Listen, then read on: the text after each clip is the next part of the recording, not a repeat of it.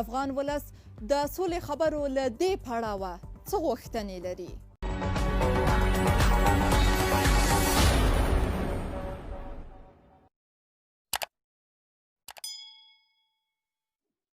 سلامونه جوړ تازه آزاد جرګې ته ستړي مشئ.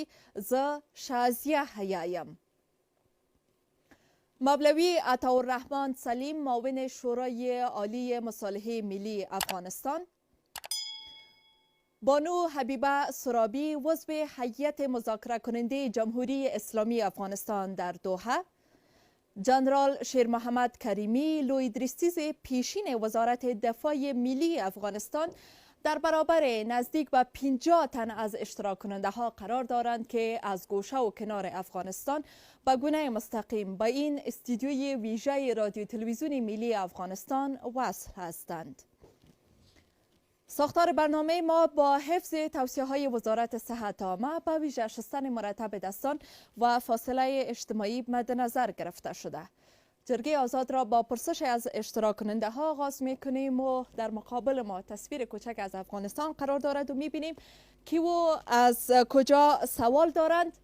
ډیره زیاته مننه. له هرات ځو پکتیا ولایت له ښاغلي اجمل مسعودزي نه اورو. مسعودزی صاحب تر شا مو د افغانستان نقشه ده، تاسې مهرباني وکړئ. پوښتنه په دې ډول ده، په بین الافغاني مذاکراتو کې د ولس لویه اندېښنه دا ده چې دواړه خواو له ولس سره مشوره نه ده کړې. خلک په دې نه دي خبر چې د دوی او هیواد په سرنوشت باندې څه تیریږي. نو که چیرې ولس په دې خبرو کې شریک نشي د مذاکراتو پایله به څه وي؟ ډیره زیاته مننه.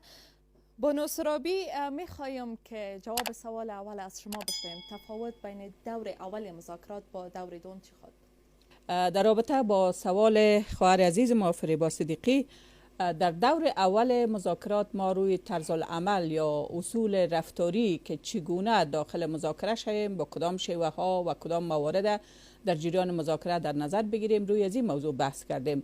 دور دوم ما مستقیما روی آژاندا داخل میشیم، اما یک تفاوت هم وجود داره که ما یک کم نسبت به طالبان شناخت خوبتر حاصل کردیم. در دور اول یک تعداد ما شاید او شناخت کافی از طالبان نداشتیم، مگر در دور دوم ما با یک شناخت خوبتر میریم وارد مذاکره میشیم و مستقیما روی آژاندا بحث میکنیم. امی فرق بسیار مهمش است که ما مستقیما روی آژاندا بحث میکنیم. بله کریمی صاحب مستقیما پوښتنه له تاسو وسوله او په دې اړه بیا زه د سلیم صاحب نظر هم غواړم. نیوکه په دې وه چې د سولې خبرو په تړاو له افغان ولس سره مشورې نه کیږي. نو کله چې مشوره نه کیږي او دوی داسې بې خبره دي، دغه خبرې به بیا پایلې ورکړي؟ نه تنها بین المللي مذاکرات بلکې په کور دننه کورنیو موضوعاتو باندې که چیرې ملت خلک عام خلک خبر نه وي، نو د حکومت موجودیت، د حکومت نقش یا د مخالف لوري نقش به داسې وي چې هغه به تل په مخاصمت کې قرار ولري. دلته تصمیم د هیوادوالو په لاس کې دی. د وطن سرنوشت د ملت خلک جوړوي، نه اردو، نه حکومت، نه طالب، بلکې سرنوشت د خلکو په لاس کې دی. بناءً که چیرې موږ غواړو چې منتخب حکومت چې موږ خپله رای ورکړي دي هغه حمایه کړی شو، موږ د دوی په تصمیمونو، د دوی په پریکړو او د دوی په اجراتو باید خبر اوسو. همدارنګه د آینده پلانونه چې دوی لري، که د سولې په ارتباط وي یا د نورو مسایلو په ارتباط وي چې هغه ملي اړخونه ولري، په هغې باندې باید خلک خبر وي. د خلکو ملاتړ، د خلکو پشتوانه د حکومت د موافقت لپاره اساسي ټکی دی.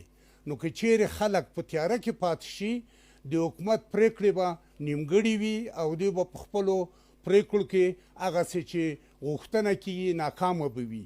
سبا که لویه جرګه کیږي، سبا که خلک ټولېږي نظر ورکوي، نو که چیرې دوی په تاریکي کې قرار ولري، خبر نه وي، د دوی نظر به هم داسې نظر وي چې هغه به حکومت ته په ګټه نه وي. مننه کریمي صاحب. لوګر ته به لاړ سو. د افغانستان یو له ناامنو ولایتونو څخه حکیم الله لوګر ولایت کې چې فکر کوم تاسې هلته خیاطي کوئ او خیاط یاستئ. ښاغلی حکیم الله مهرباني وکئ. زما پوښتنه خو په دې ډول ده، چون دا د ټول ولس غوښتنه ده.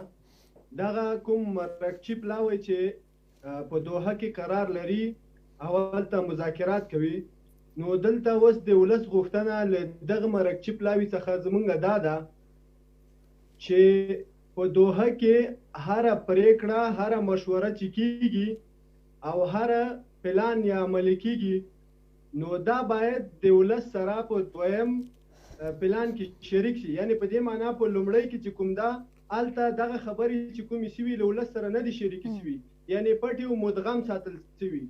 مننه. کور ودن شکایت در مورد از این بود که در دور اول هر چی که در دوحه میگذشت مردم بیخبر میماندن، با مردم مشوره نمیشه و حال در دور دوم چی تضمین میدین که تمام پیشرفت ها و موانع و گپ ها که در دوحه صورت میگیره او را شما با مردم شریک میسازین؟ و مهدی صاحب در مورد موانع صحبت کرد که در دور دوم موانع چی خواهد بود؟ من فکر میکنم از طریق میدیا، از طریق مطبوعات آنچه را که ایجاب میکرد، چه توسط تیم مذاکراتی که کمیسیون مشخصی را داشتن در رابطه با شریکسازی موضوعاتی که تا هنوز ما پیش آمده ایم شریک ساخته شده و چه از طریقای مختلف دیگه. به طور مثال ما در قدم اول قبل از اینکه به مذاکره بریم ما لوی جرگه مشورتی را داشتیم که تقریبا موضوعات اساسی و موضوعات کلی با مردم شریک ساخته شد، تصامیم از مردم نظرخواهی شد. همچنان با اقشار مختلف جامعه نشستایی را هم ما از طریق شورای عالی مصالحه داشتیم، هم از طریق تیم مذاکراتی داشتیم و هم از طریق وزارت دولت در امور صلح داشتیم. همچنان ویتیسی هایی که ما برگزار کردیم تقریبا با 8-9 ولایت ما ویتیسی داشتیم که از یک طرف دوستای ما اعضای تیم مذاکراتی در قطر، از طرف دیگه هم شورای عالی مصالحه و یک نماینده هم از ارگانهای محل می بود و دوستای ما از وزارت دولت در امور صلح با رهبری ولایت، با شوراهای ولایتی ولایات آنچه که در دوحه میگذشت او را شریک می ساختن. علاوه به او هیئت‌های را ما اجالتا موظف ساختیم. فکر میکنم فعلا هیئت موظف ما در کنر هستن، رفتیم توسط سوالات از مردم نظرخواهی بکنن که ما در همین مرحله داریم، به خاطر پیشبرد این مرحله شما چه توصیه میکنین، چه مشوره میدین که ما با پیش برویم.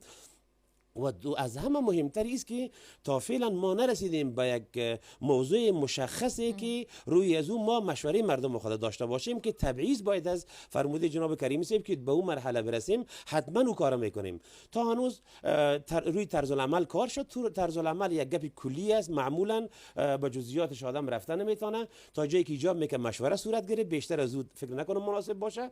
حالی که هیئت ما بخیر تشریف میبرن به دوحه روی موضوعات که بحث صورت بگیره، به خاطر پیشبرد بحث که در این موضوع چه شود، در این موضوع چه نشود، شاید اما شکل مشوره را تغییر بدیم و با جزئیات وارد شویم با مردم خود. مطمئنا آنچه که مسلم است که در تمام جزئیات و در تمام موارد هر پیشرفتی را که داشته باشیم، هر انکشافی را که ان شاء الله خواهد داشتیم، امیدوار هستم که انکشاف داشته باشیم، چون ما متاسفانه فرصت های زیادی را از دست دادیم. نباید فرصت های بعدی را از دست بدیم و این فرصت ها به مو اندازه که به ما مهم است، به مردم افغانستان مهم است، به مو اندازه من فکر میکنم که او فرصت ها برای طالبان هم مهم است که باید از این فرصت ها استفاده بکنن.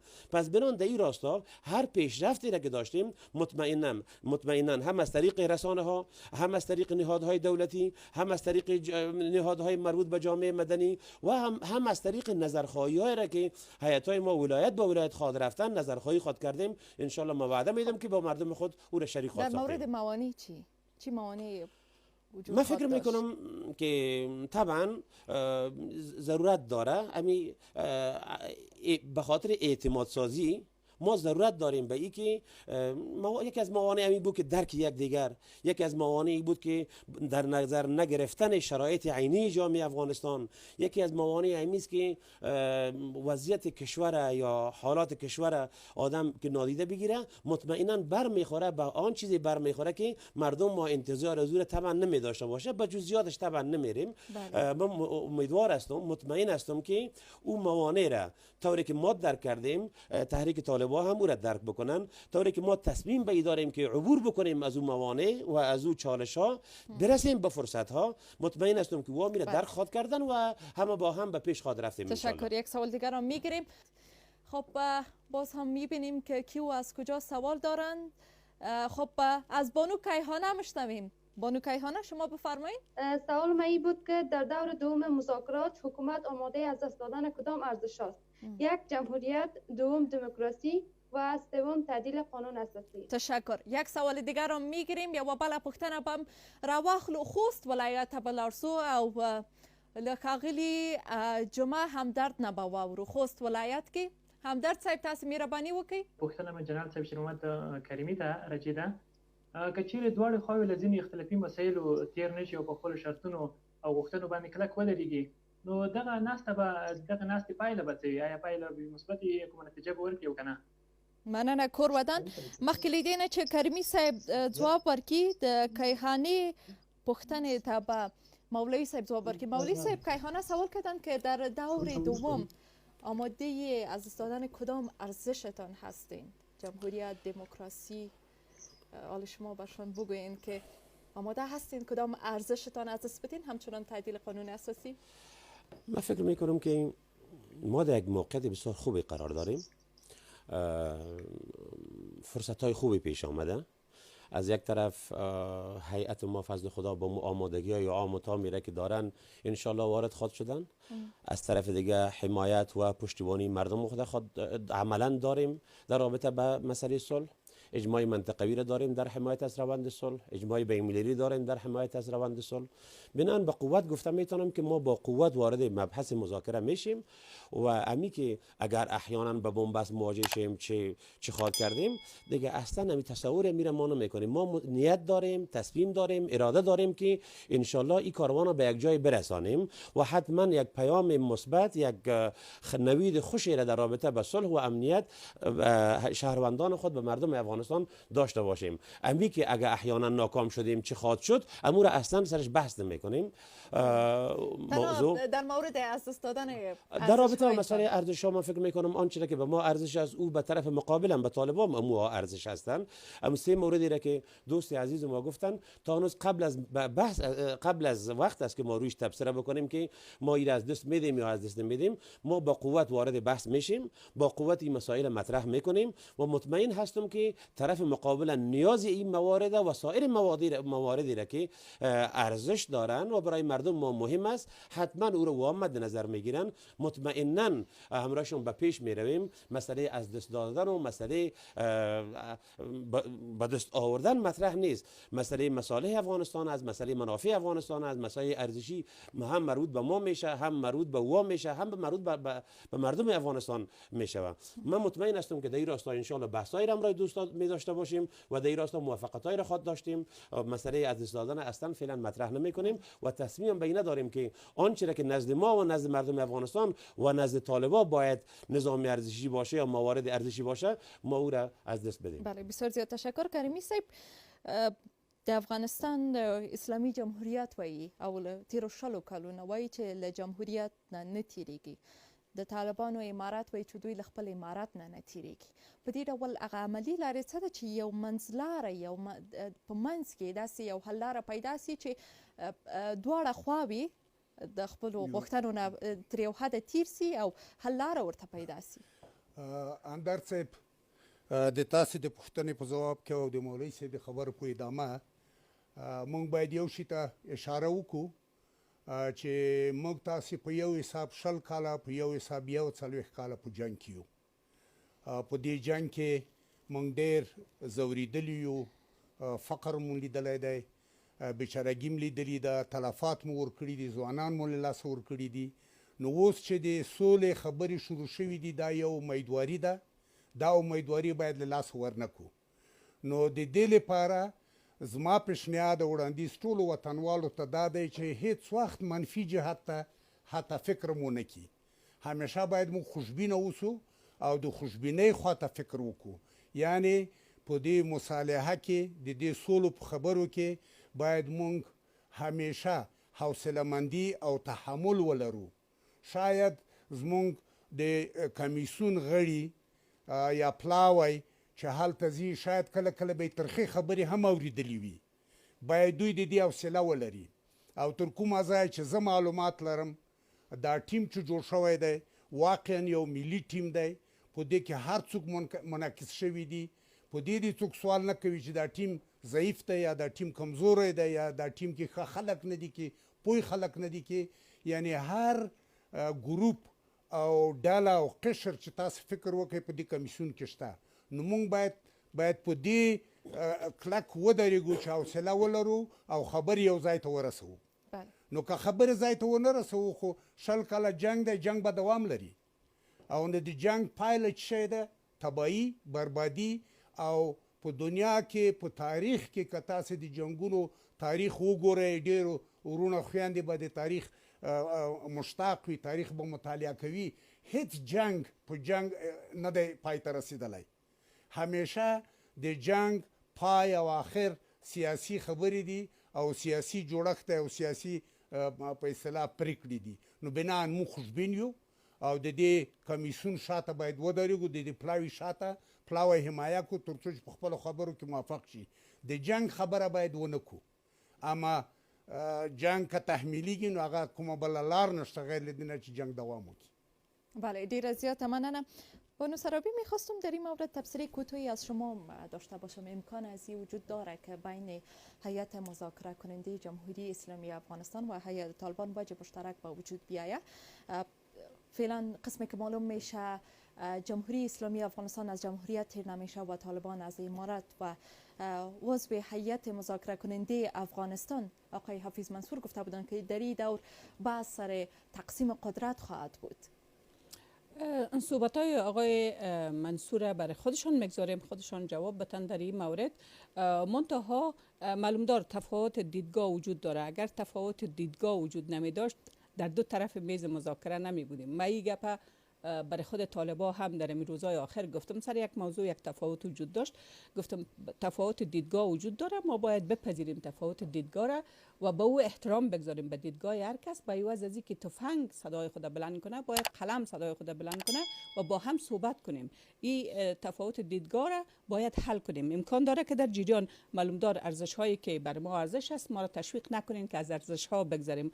خواهر عزیز ما پیشتر پرسان کردن و جمهوریت هم دموکراسی و حقوق بشر و حقوق زنان اینها ارزش های هستند که ما بر از او قربانی دادیم و چطور میتونیم که این تفاوت دیدگاه را به هم نزدیک کنیم و این در اثر گفتگو و مذاکره میشه. مذاکره به خاطر از این است که ما این تفاوت ها را از بین ببریم و با هم نزدیک بسازیم. خب یک گفته که است که نه سیخ بسازه و نه کباب، اما تو یک راه حل پیدا خواهد شد. خب این روی میز مذاکره میتونه که ما را راهنمایی کنه. پیش از پیش ما نمیتونیم در این مورد قضاوت کنیم که راه حل چی است و اگر این کار ما شخصا از طرف شخصی خود این کار بکنیم اشتباه است برای ما. به خاطر از اینکه ما یک تیم هستیم، ما یک گروه هستیم، ما یک هیئت هستیم، به صورت مشترک تصمیم میگیریم. فردی نمیتونیم در این مورد تصمیم بگیریم. بسیار زیاد تشکر. دو پختره با پل پسیر واخلو نورستان ولایت بلارسول اقل شاهدین با وورو اقل شاهده تاسو چې ماسک تړلی ده تاسو مهرباني وکړئ ستاسو اندېښنه یا پوښتنه څه ده؟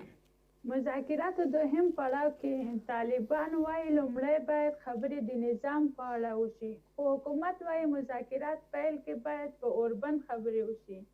دې کې زما پوښتنه دا ده چې دا رقم مذاکرات به نتیجه ولري؟ یوه بله پوښتنه به راواخلو. با فاریاب میریم و از بانو ناهیده مشنویم که در فاریاب قالینباف هم هستند. نتیجه دور اول مذاکرات قتل خبرنگاران و همچنان قتل فعالین جامعه مدنی بود. نتیجه دور دوم مذاکرات قتل کدام گروه ها خواهد بود؟ میخوایم به این سوالم پاسخ داده شود. بسیار زیاد تشکر. پیل که غواړم له کریمي صاحب نه واورم. کریمي صاحب بیا هم د جمهوریت او د امارات خبره وسوله وای په دا ډول په دا خبرې یوې پایلې ته به ورسیږي. حیا خورې لکه څنګه چې مولوي صاحب وویل دغه اختلافونه چې د طالبانو او د حکومت ترمنځ موجود دي کیدای شي چې موږ تاسو په کټګوریو جدا کړو. مثلا هغه کټګوري چې ډېر عادي پاسپاو او په اسانۍ سره د دواړو خواو توافق پرې راځي او هغه چې یو څه جر و بحث غواړي لکه امنیتي قوتونه باید څه رقم وي او هغه چې اساسي ټکي دي لکه امارت وي که جمهوریت وي. نو دا خو مخکې مولوي صاحب اشاره وکړه چې که موږ ووایو چې سور خط نو جلسې او خبرو مذاکرات ته ضرورت نشته. د مذاکراتو اصلي هدف هم دا دی چې په هغې کې لکه انګریزان چې وایي ګیو اینډ ټیک موږ تاسې ورکړه راکړه دا پکې حتما مد نظر نیول کېږي. حتی که موږ په یو کلي او ولس کې یوه جرګه ولرو یو معامله وي په یوه کلي کې د دوو قومونو ترمنځ یو جنګ وي د دې په مصالحه کې کله چې مشران غږیږي دواړو خواو به یو څه به یو تیریږي یو څه به بل تیریږي یو څه به یو ګټي یو څه به بل ګټي نو په دې کې به دا شی همیشه مد نظر نیول کیږي او که دا نه وي نو هغه جلسه نه شوه سوله نه شوه مذاکره نه شوه نو بنان په مذاکره کې به خامخه حوصله مندي وي وخت به ډیر نیسي جار و بحث به وي تر څو چې وي نتیجې ته ورسیږي. دغه بله مسله چې اغلې سرابي مو ویل چې د دوی هغه اجنډا لپاره چې کوم نوملړ دوی وړاندې کړی ده اوربند هغه د نوملړ په پیل کې ده د طالبان په نوملړ کې اوربند بیا په پای کې ده په دا ډول به دوی نتیجې ته ورسیږي. عرض کوم موږ تاسې اوربند ته ولې اولویت ورکوو په سترګو یې وینو چې بېګناه ملکي ځوانان سپینګیري ښځې خویندې هره ورځ د کوڅو په سر باندې په کورو کې د مرمیو په واسطه له منځه ځي مري بې ګناه نه په جنګ کې دي نه په یونیفورم کې نه سلا ورسره ده بنان موږ ته اوربند اولویت لري دا د خلکو غوښتنه ده د ملت غوښتنه ده نو په دې اساس موږ ته اولویت لري ولې طالب ولې اوربند په آخر کې نیسي ځکه طالب داسې فکر کوي چې که زه اوربند وکم زه نو نور ختم شوم زه نور هیڅ شی نه یم ځکه د طالب عقیده زما په نظر د طالب عقیده په توپک ده په مرمۍ ده په جنگ ده او د جنگ له موقف نه دی مذاکره کوي مصالحه کوي ولې تر ډېره حده یعنې د زور خبرې دي مګر دوی هم په مرور زمان مجبور دي چې غاړه کېږدي مذاکرې ته د نړۍ فشار لاندې د منطقې د سیمې د خلکو د فشار لاندې دوی دې ته آماده شي چې له ډېرو غوښتنو نه صرف نظر وکړي او دوی هم بالاخره دې ته راشي چې دا ملت خو دوی پورې مړه لري دوی خو هم د دې ملت خلک دي نو د خپل خلکو په وژلو باید دوی ځان تورن نه کړي نو بالاخره زه په دې متیقن یم چې داسې وخت به راشي چې دواړه به په دې سلا شي چې ورباندې وشي دا زما عقیده ده کلکه. مننه کورودان. بانو سرابی ناهیده میگه نتیجه دور اول مذاکرات صلح قتل خبرنگاران و فعالان مدنی بود. این بار نتیجه دور دوم مذاکرات چی خواهد بود؟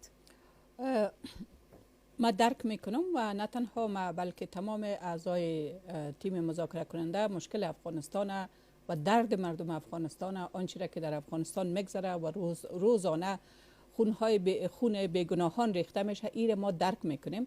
همچنانه که جناب کریمی صاحب گفتن واقعا به خاطر ازمی است که ما آتش بس در صدر آجندای خود قرار داریم یعنی در بلندترین در اولویت اول است.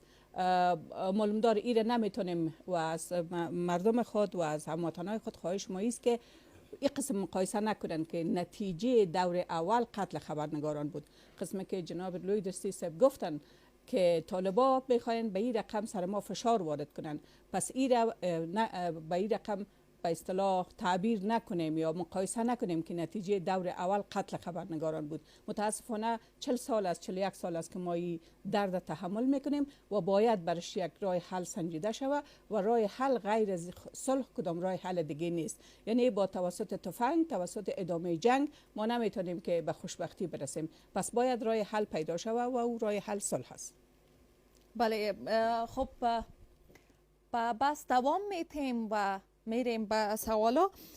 لغمان که انجینر دواجان پښتنه مې تاسو د خوري په دې کې چې کومې د ټول خبرې اترې دوم دل پیلېږي چې لپاره افغان حکومت خپل استاد ته تغیر ورکړی دی او کنه او دغه استاد و کومه صلاحیتونه ولري او دوی استقلالیت لري او کنه او د دوی دغه بدلون به کومه موثر تمام شي کورودان. مننه. یک سوال دیگر را میگیریم. بی هوا از کابل. یکی از خواسته های عمده مردم ما این بود که باید تغییر در ترکیب هیئت مذاکرات صلح باید ایجاد شود. این کار نشد و فعلا مردم خیلی ناامید شدن هم از دولت و هم از طالبان چون نه جان و نه فکر نظرشان به طالبان و خود حکومت ما ارزش دارد.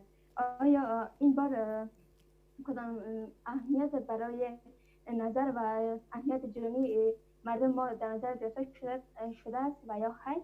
و و سوال دوم این بود که هدف مذاکرات آرامش و ایجاد صلح و امنیت است و یا ادامه این خشونت ها که در جریان دور اول مذاکرات ما خیلی از انفجارات و حالت امنیتی خیلی خوب نبود. تشکر بسیار زیاد. میخوایم به سوال خروٹ صاحب مولوی صاحب جواب بتن، بعدا باز برنامه را پیش میبریم. مولوی صاحب خروټي صاحب له لغمان پوښتنه وکړه چې داسې ګنګوسې وي چې افغان پلاوي کې به عدلون او بدلون راځي او دوی څومره صلاحیت لري عدلون او بدلون راغی یا نه؟ د هیئت په اړه باندې مونږ ناستې درلودو، کمیټې رهبري 2 ورځې ناستې درلودو. پرون هم زمونږ د 15 کسیز هیئت چې د کمیټې رهبري د مشورې په اساس باندې ایجاد شوی او پرون هم زمونږ خبرې وې. مونږ لګیا یو چارچوب جوړوو یا اقلا یو راهکار جوړوو دغه هیئت دپاره چې هیئت هلته لاړ شي د صلاحیتونو سره هلته کې هغوی تصمیم ونیسي، ځکه چې که هیئت خپل استقلالیت ونه لري، که هیئت خپل صلاحیت ونه لري، بیا هیئت څه نشي کولی. نو د دې وجې نه زمونږ کوشش او زمونږ هلې ځلې په همدغه باندې ده چې هیئت زمونږ دغه هیئت یعنی په قوت سره لاړ شي او آمادگی سره لاړ شي او خپل صلاحیتونو سره لاړ شي تر څو چې نتیجې ته ورسېږو. اما د تغییراتو خبره ده، زه وایم چې اوس تغییرات ته موږ ضرورت نه لرو، ځکه چې زموږ دغه هیئت ده، کاري هیئت ده. اما موږ تصمیم نیولی ده چې دغه هیئت د غوندې تخنیکي لحاظ له غوندې کومک ورسره وکړو. کمیټې رهبري کې فیصله شوې ده چې د علماو یو کمیټه به جوړیږي چې هغوی سره به همکاري کوي، د حقوقدانانو به یو کمیټه جوړیږي چې هغوی سره به همکاري کوي، همدغه شانتې د امنیتي او د نورو څانګو کې هم دغه شانته کمیټې جوړیږي چې وختاً فوقتاً هغوی سره به تماس کوي، هغوی سره به همکاري کوي تر څو هم د ترکیب هغه چې کوم مشکل دی هغه ترکیب نور هم پیاوړی شي او قوي شي او کلک شي او هم د محتوا د لحاظ هم هغوی سره کومک وشي. پس د تغییراتو په ځای باندې چې موږ په هیئت کې تغییرات راوړو، زموږ پروګرام دغه ده چې همکاري وکړو، اعتماد ورباندې وکړو په هیئت باندې او صلاحیتونو ته هغوی ته وسپارو تر څو چې هغوی وکولی شي چې ښه په ډاډه او په زړه د اخلاص هغوی مخکې لاړ شي. هر ځای چې ضرورت احساسوو، طبعا د شورای عالی صلح د رهبري سره هغوی په تماس کې دي. انشاءالله زموږ همکاري به ورسره وي، زموږ د تعاون به ورسره وي، د نظام جمهوریت اسلامي افغانستان تعاون او همکاري به هغوی سره وي. انشاءالله په همدغه مرحله کې موږ تغییرات ته ضرورت نه لرو، همکاري ته ضرورت لرو چې موږ هغوی سره همکاري او ملاتړ ته. د آزاد جرګې خپرونه همدومره وه. په دې خپرونه کې د ملي مصالحې شورا مرستیال مولوي عطاالرحمن سلیم، د افغانستان د اسلامي جمهوریت پلاوي غړی اغلی حبیبه سرابي او د دفاع وزارت مخکنی لوی دریستیز شیر محمد کریمي مو میلمانه وو. دا چې د افغانستان له ګوټ ګوټ نه خلکو په دې خپرونه کې ونډه اخیسته وه، له دوی نه هم مننه کوم. تر بلې آزاد جرګې او تر بلې هشتګ ستاسو د زړه خبره. تاسو ټول په لویه لاس سپارم، ښه وخت ولرئ.